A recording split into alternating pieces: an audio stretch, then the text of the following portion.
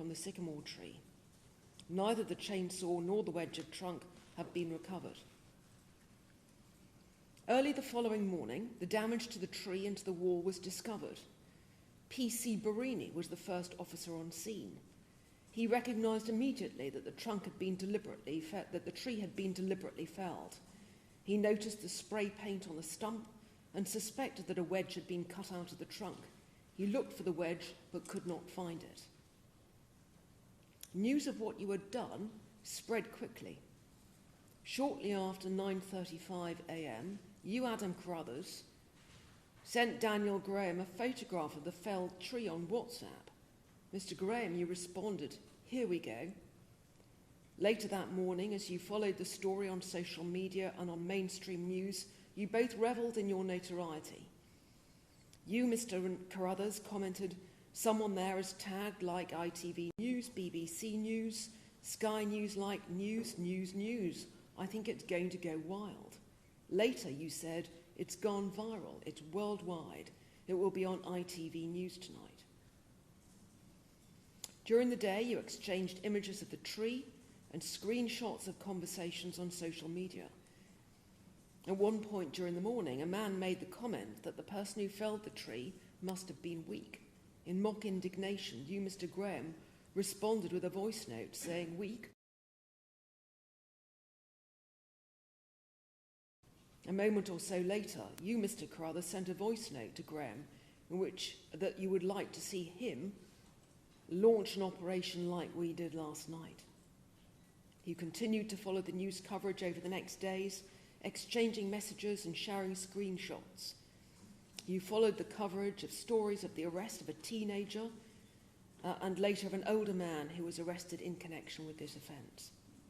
You were both then arrested on the 31st of October 2023. Daniel Graham and Adam Carruthers, on the 9th of May of 2025, the jury found you guilty of 2 counts of criminal damage. The first count concerns your felling of the sycamore tree. The second, the damage to Hadrian's Wall caused by the sycamore tree falling onto it. I now sentence you for these offences. I have set out the facts of which I'm sure. I've taken into account not only the evidence which I read and heard during the course of your trial, but also the accounts that you have each given more recently to the probation officers who interviewed you for the purposes of the pre-sentence reports. At the trial in May, neither of you accepted any involvement in the tree felling. In your recent interviews with the probation officers, although seeking to minimise your culpability, you have, however, both admitted being present and involved. And it's on this basis that I can now be sure that you, Adam Carruthers, were the person who felled the tree, whilst you, Daniel Graham, assisted and encouraged him by driving there and back, and not least, by filming the crime on your phone. The Sentencing Council has published offence-specific guidelines for criminal damage other than by fire value exceeding £5,000. These guidelines have been enforced since the 1st of October 2019. The Sentencing Council made clear in its response to the consultation before that guideline was introduced that its aim was to ensure that all sentences are proportionate to the offence committed and in relation to other offences. Under Section 59 of the Sentencing Act 2020, the Court is required to follow sentencing guidelines relevant to the offender's case, unless satisfied that it would be contrary to the interests of justice to do so. I must impose a sentence which is within the offence range specified in the relevant guideline, unless it would be contrary to the interests of justice to do so. The offence range in the relevant guideline is discharge to 4 years imprisonment. If I determine that a term of imprisonment is necessary, then the term of that imprisonment must be the shortest term commensurate with the seriousness of the offence. Where a case falls within the guidelines will inevitably be fact-specific. Comparison with previously reported cases is unhelpful. It's for me to decide where the appropriate level of sentence falls for this offence committed by you both, having regard to the culpability and harm factors set out in the guideline, together with any adjustment for aggravating and mitigating factors. The guidelines require me to identify the offence category by reference to your culpability or blameworthiness and by reference to the harm caused. And I make the following findings and observations, therefore, concerning your culpability. First, I am sure that the offence in count 1 involved a high degree of planning and preparation. I can't be sure when you made the plan, and I accept it may only have been made earlier that evening, but the venture required thought and preparation. You had to work out how you were going to get to the tree and had to ensure that you had the necessary equipment with you, including a long blade of the correct dimensions for the trunk and spray paint. It took effort. The venture involved a round trip of some hours, travelling at night during Storm Agnes. You had to carry the equipment from the steel rig car park up to the tree, fell the tree in the dark and during the storm. You then had to carry the equipment and the wedge of wood taken from the trunk back down. You, Mr. Graham, remarked the next day, in response to a comment on social media, that the author of the comment did not know how heavy. Second, it follows that I'm satisfied that you intended to destroy the tree. Whether when you set off you intended to cause damage to the wall is less clear. I don't believe that you'd focused on the wall, and to that extent the wall was collateral damage. However, as experienced tree surgeons, you would have known that the angle of the wedge that you cut and the direction of the wind that night meant that the tree would inevitably fall over the wall. It was fortunate that more damage was not caused, simply because the wall was protected by the canopy of the tree. Third, whilst your motivation for felling the tree is not clear in every respect, I am satisfied that you are both equally culpable. Mr. Carruthers, you told the probation officer that you had no idea why you had carried out the crime and could offer no explanation for your actions. You blamed drink, saying you'd drunk a bottle of whiskey after a tough day and everything was a blur. Mr. Graham, in your interview with the probation officer, just as at trial, your main focus seemed to be to heap as much blame as possible on your co-defendant. You now accept that you were present, but blame him for what happened that night. You provided me with a witness statement from a Mr. Paul Fox. The statement takes the form of a character testimonial. However, that statement repeats the contention that you were not the instigator of the offence and that your good nature had been exploited. Referring to Mr. Carruthers, you told the probation officer that it was his dream and that it was his show which you just went along with. You said that you went with him that night not thinking that he would go through with the plan and that you were shocked when he did. You described him to the probation officer as a fantasist who had on other occasions damaged property to mark significant personal events or milestones. You say the wedge was taken by Mr. Carruthers as his trophy. Although there may be grains of truth in what you have each said, I do not accept that your explanations to the probation officers are wholly honest, or indeed the whole story. Mr. Carruthers, your account that you had had so much to drink that you had no memory of what you did that night is not plausible. The tree felling demonstrated skill. It required deliberate and coordinated actions by you. As Mr. Graham commented the next day, having seen a photograph of the stump, you didn't get a bad angle on the stump and the job seemed professional. This was not the work of someone whose actions were significantly impaired through drink. Nor, Mr. Graham, do I accept that you just went along with your co-defendant. You filmed the whole event. You took photos of the stump and chainsaw in the boot of the Range Rover. The next day you appeared to revel in the coverage of your actions in the media. This is not the behaviour of someone who was shocked and horrified by something that had happened. I'm confident that a major factor in your offending that night was sheer bravado. Felling the tree in the middle of the night and in the middle of the storm gave you some sort of thrill, as did the media coverage of your crimes over the following days. You revelled in the coverage, taking evident pride in what you had done, knowing that you were responsible for the crime which so many people were talking about. Whether bravado and thrill-seeking provide the complete explanation for what you did, I do not know. However, as I say, I'm quite sure that you are both equally culpable for the destruction of the tree and for the damage to the wall.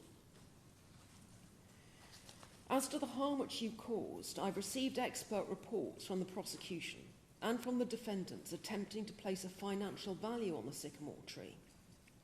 But no one submits to me today that the precise financial value matters. It's common ground that the tree is valued at more than £5,000, which is the relevant threshold for the purpose of identifying the sentencing range for this offence. I've read the statement made by Mr. Andrew Pode of the National Trust, which owned the tree. I note the cost to the National Trust, a charity, associated with the broad-ranging work which the various teams have had to undertake following the tree felling. The cost to the charity in removing the tree and the subsequent query of the site alone currently stands at over £30,000, with a further £20,000 committed to be spent in 2025. But when considering the harm caused by your actions, my focus must be upon the social impact of the offence. The contents of Mr. Pode's statement and the examples of heartfelt messages from members of the public he has provided reflect my own impression from media accounts of the public's reaction, which was one of widespread shock and bewilderment. For those who live in Northumberland or who love this county, the tree had become a landmark, a symbol of the beauty of its untamed landscape, featuring prominently in local art and local tourism. For others, the tree had become a place of special personal significance, where marriages were proposed and personal tributes to loved ones were left. It was, as Mr. Pode observes, a place of peace and tranquility to which people returned year after year. But the public reaction has extended far beyond those who had visited the tree or for whom it had a personal resonance. Mr. Pode describes the outpouring of emotion as unprecedented in the experience of the National Trust.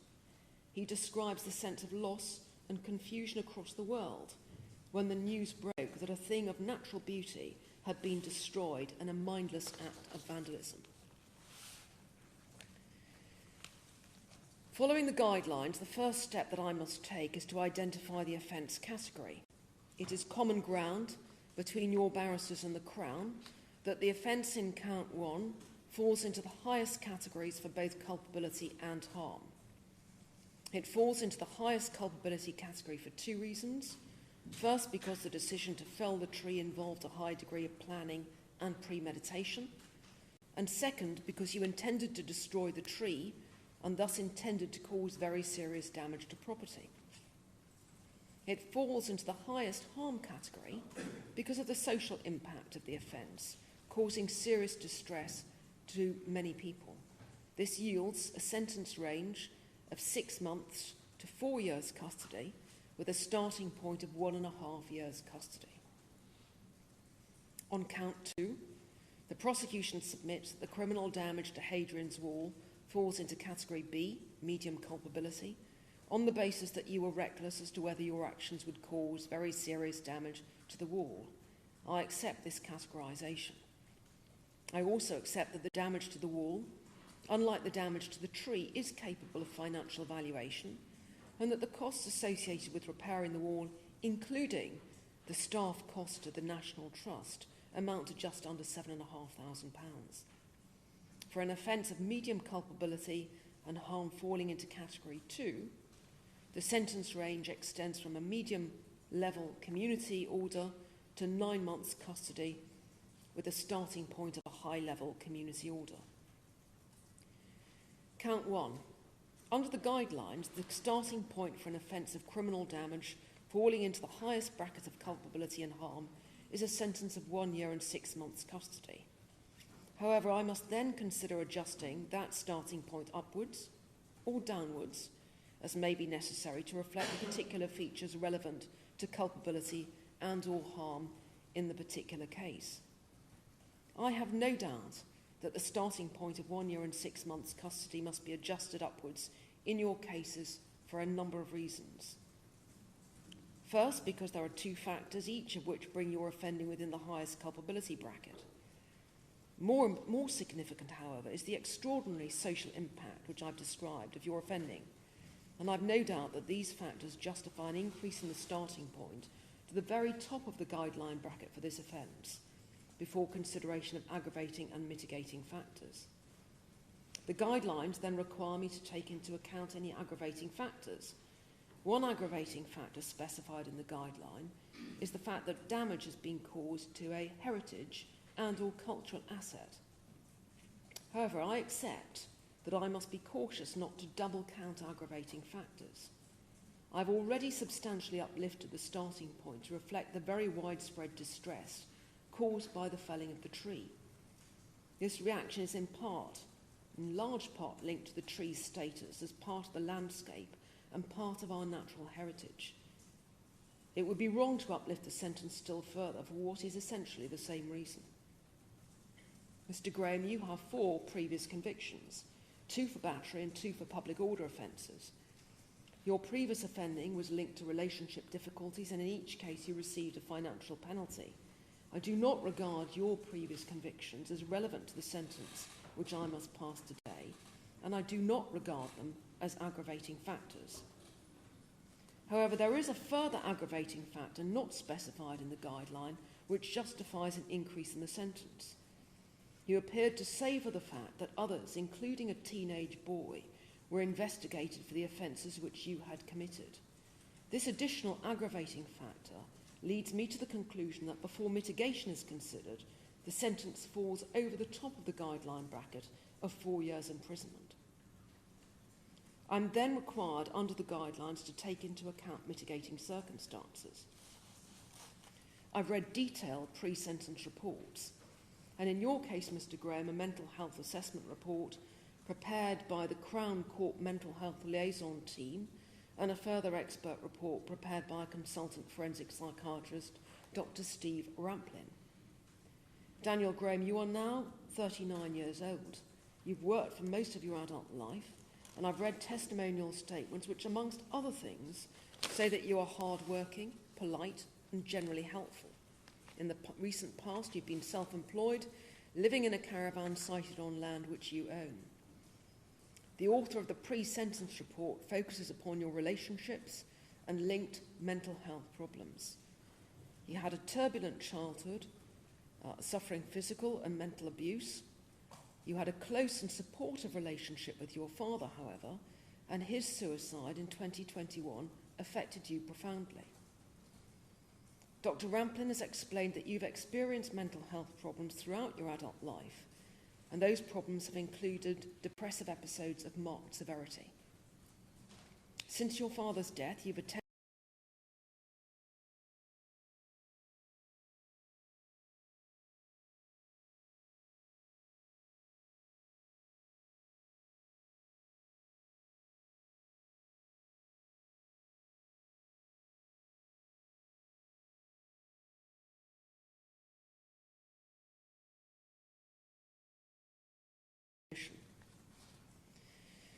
Mr. Carruthers, you're now aged 32. The pre-sentence report records that you have 2 children with your long-standing partner.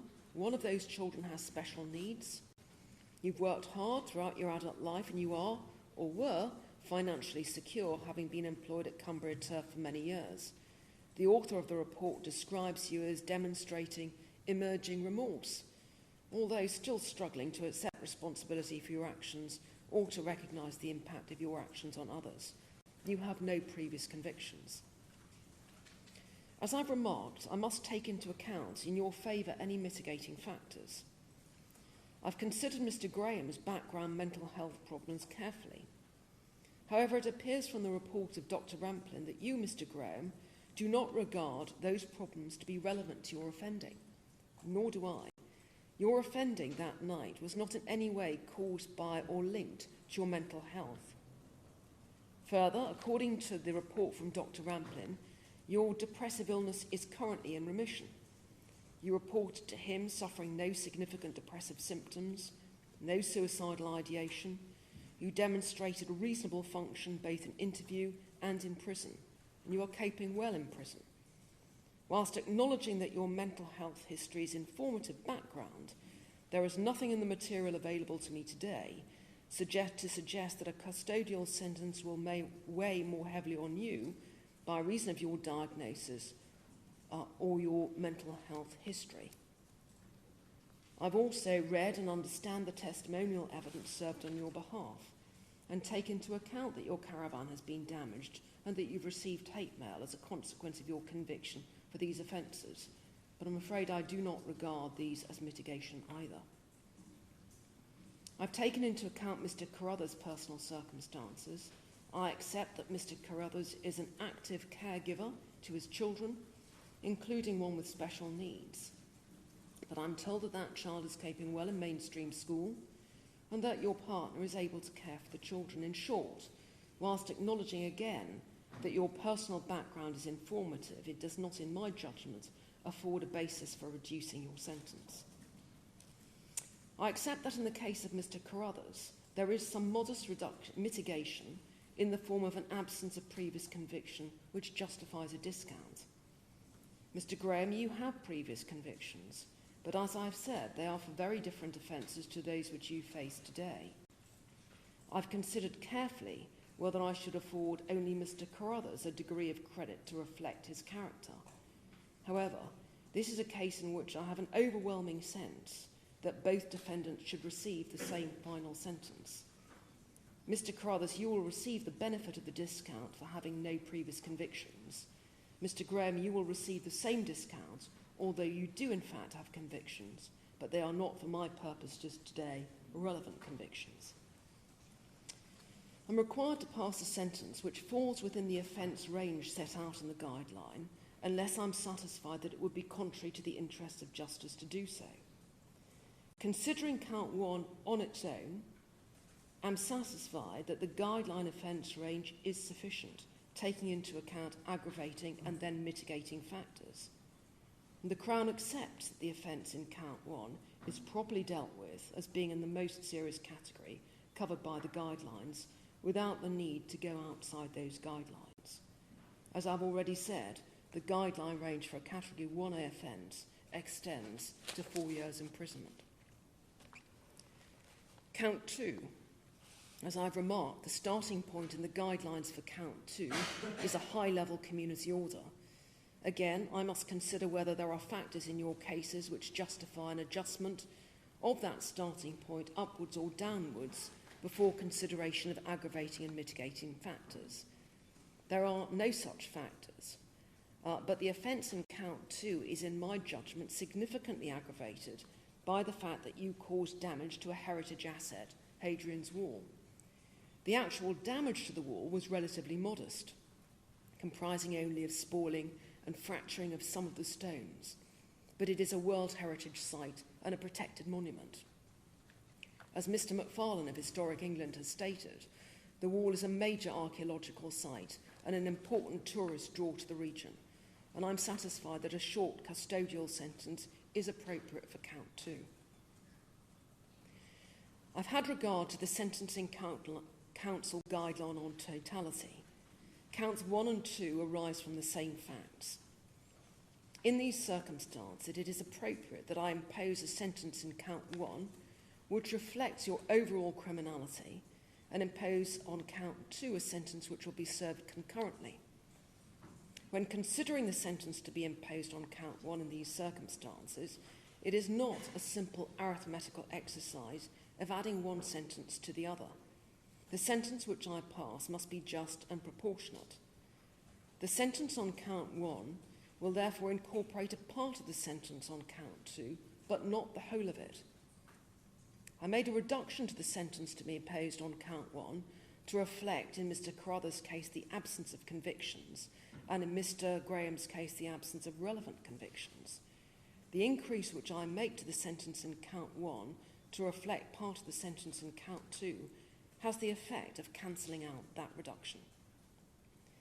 Finally, I am satisfied that the term of imprisonment which I pass is the shortest term commensurate with the seriousness of your offending. I make deprivation orders in respect of Mr. Graham's Range Rover and Mr. Graham's mobile phone, both of which were used for the purpose of committing or facilitating the commission of offences. The victim surcharge applies. Stand up, please. Mr. Daniel Gray and Mr. Adam Carruthers, I pass the same sentence in respect of you. The sentence is, on count 1, 4 years and 3 months imprisonment. On count 2, 6 months imprisonment, but to be served concurrently with the sentence on count 1. Daniel Graham, you've been in prison since the 21st of December 2024. Adam Carruthers, you've been in prison since the 9th of May of 2025. The days that you've served will count towards your sentence. I've imposed a sentence of 4 years and 3 months imprisonment. You will be released no later than 40% of the way through the sentence, and the remainder of the sentence will be served on licence in the community. You must comply with all the conditions of your licence, failing which you will be at risk of recall to prison to serve the remainder of the term in custody. Thank you. You may go down.